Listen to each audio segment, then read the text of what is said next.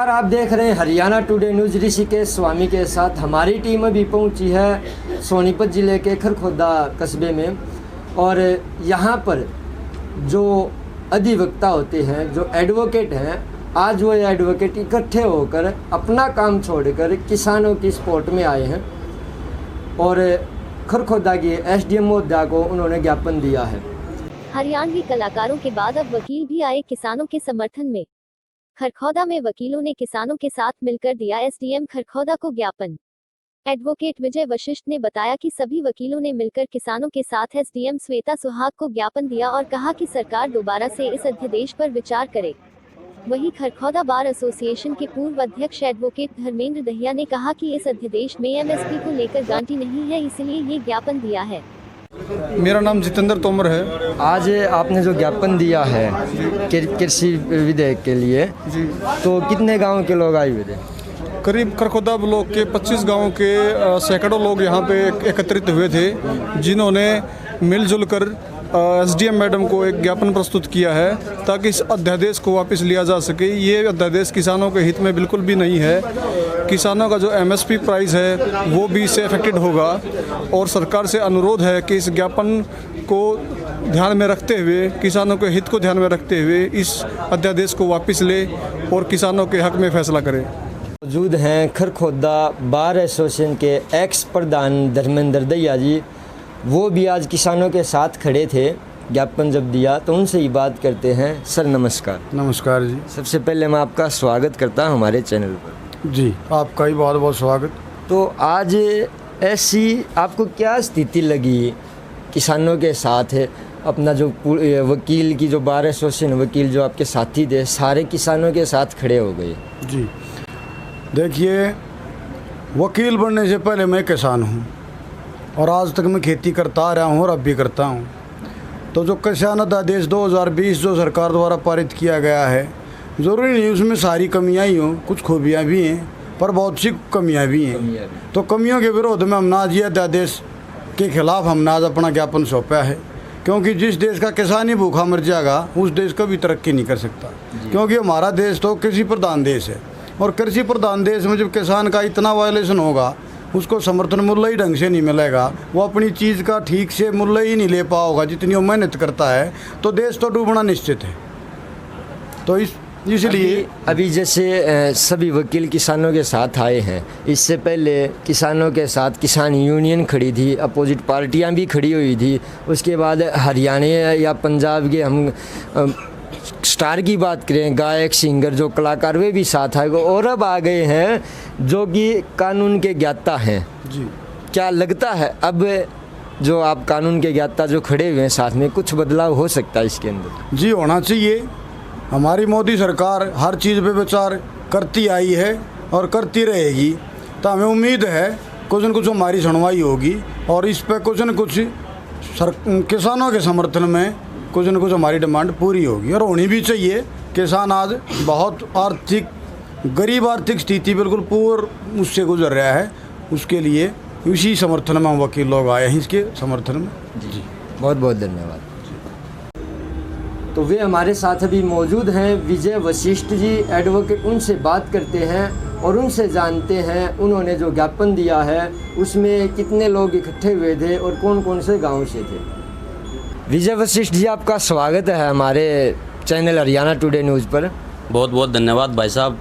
सबसे पहले मैं हरियाणा टुडे न्यूज़ के पत्रकार बंधु भाई ऋषिकेश स्वामी जी, जो बहुत ही मेहनती हैं और सुबह से शाम तक लोगों की, गरीबों की आवाज़ उठाने में लगे रहते हैं, उनका बहुत बहुत धन्यवाद करता हूं कि आज किसानों के हित की इस आवाज़ को उठाने के लिए हमारे बीच में पहुंचे हैं। और हरियाणा टुडे न्यूज़ की पूरी टीम को मैं बहुत बहुत जो है धन्यवाद देना चाहता हूं। विजय जी, जैसे आप वकील हो और वकील ऐसा क्या है इस अध्यादेश में जो आज वकील किसानों की सपोर्ट में खुलकर खड़े हुए हैं? केंद्र सरकार द्वारा जो अध्यादेश अब पारित किया गया है, इसमें कुछ खामियां हैं। सबसे पहली बात तो ये है कि सरकार को इतनी जल्दबाजी में ये फैसला करके किसानों के ऊपर इस अध्यादेश को थोप दिया गया है, क्योंकि सदन में ना तो इस पर कोई चर्चा हुई, ना इस पर कोई बहस हुई। अगर इस पर बहस होती तो सारी बातें निकल कर सामने आती, लोगों की समझ में आती, किसानों को अपने हित की अहित की बातें समझ में आती। वो बातें नहीं की गई। अब जब अध्यादेश पारित हो गया है, अब इसमें किसानों को पता चला है कि इसमें एमएसपी का कहीं पर भी कोई जिक्र नहीं किया गया है जी। जो सबसे बड़ी इसकी खामियां हैं। अगर किसान को अपनी फसल की सुरक्षा की कोई गारंटी नहीं मिलती है तो वो क्या करेगा? उसके लिए आंदोलन के अलावा कोई रास्ता नहीं बचता। भारत के अन्नदाता किसान काफ़ी समय से इंतज़ार कर रहे थे। अच्छा था, करना चाहिए था सरकार को, लेकिन किसानों से किसान संघ जो किसान यूनियन हैं, एक बार उनसे मिलकर और उनके साथ चर्चा करके ही इस पर कोई फैसला लिया जाना चाहिए था और ये विधेयक पारित करना चाहिए था। आज जो आपने ज्ञापन दिया है उसमें आपके वकील साथी थे या कि गांव से किसान भी आए हुए थे?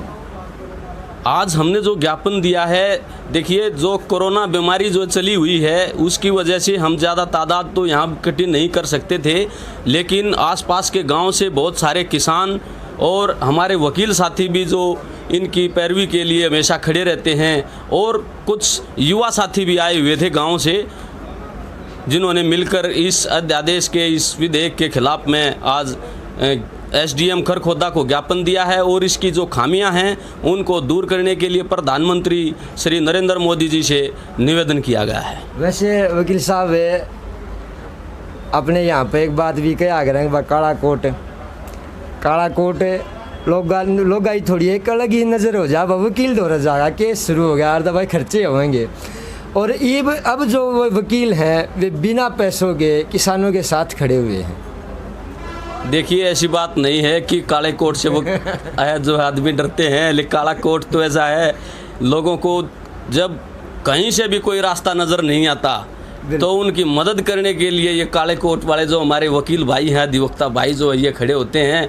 ऐसी बात नहीं है, समाज में मिलजुल कर चलने वाले हैं वकील। और देखिए इस बीमारी में अब जब ये किसान जो है आज रोड पर उतर कर आए हैं, जब उन्होंने देखा कि हमारी सुरक्षा की कोई गारंटी हमारे को नहीं मिल रही है, एमएसपी हमारे को नहीं मिल रहा, तो उनके समर्थन में वकील भाई भी आज आए हैं और आना चाहिए। क्योंकि देखिए वकील जितने भाई हैं यहाँ पर आसपास के गांव से ही बिलोंग करते हैं, जमींदारे से, किसान परिवार से ही निकल कर आए हैं, किसान के ही बेटे हैं, किसान के बेटे हैं। बिल्कुल सही बात है। और अगर मैं बात करूँ कानून की, जैसे कि अभी विधेयक पास होकर बिल बन के कानून बनने जा रहा, ये तो हो गया, क्या अब हमारे संविधान में, हमारे कानून में ऐसी गुंजाइश है कि इसमें कुछ फेरबदल अब भी किया जा सके या इसको रोका जा सके?